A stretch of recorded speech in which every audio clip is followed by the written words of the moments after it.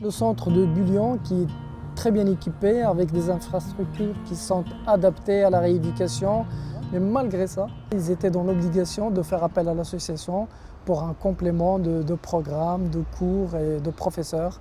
Je suis Grégory Wirth, je suis le directeur, ce qu'on appelle pédagogique, de l'établissement dans lequel on vous accueille aujourd'hui, qui s'appelle HPR, Hôpital de pédiatrie et de rééducation.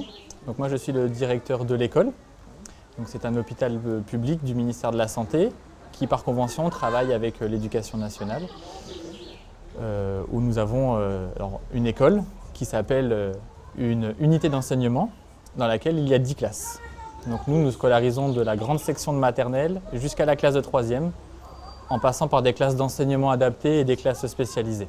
Sachant que le projet de l'école évolue en fonction des besoins du projet d'établissement des patients qu'on accueille. En fonction des pathologies et de la problématique de l'enfant, à son arrivée, on détermine un projet personnalisé de séjour dans lequel vont être tous les partenaires. Et en fonction du besoin de l'enfant, la prise en charge éducative et scolaire va être plus ou moins en premier plan. Donc la partie premier degré est assez bien pourvue par l'éducation nationale et on a la partie second degré.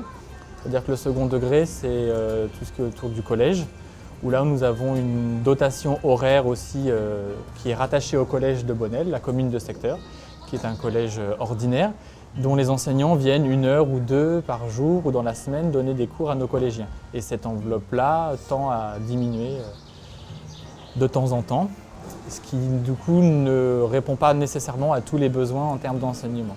C'est là où l'association intervient. Tout à fait. C'est là où principalement on travaille avec l'association, tout à fait, l'école à l'hôpital, qui nous aide à compléter l'offre de scolarisation des adolescents.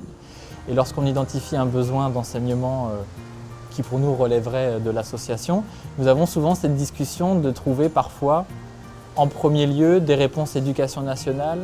Et lorsque nous ne les trouvons pas, nous faisons appel à l'association l'école à l'hôpital, qui, elle non plus, n'a pas nécessairement des fonds de fonctionnement très larges. Quand l'un des enseignants de l'école à l'hôpital fait une prise en charge scolaire dans une des salles de l'école, j'en finis parfois par oublier qu'ils sont bénévoles et qu'ils ne sont pas sur un temps de service comme l'autre équipe que je gère.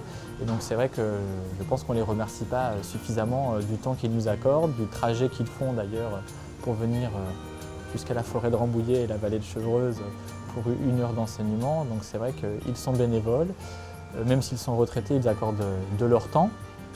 Et donc c'est quand même quelque chose de très important et à souligner et à remercier.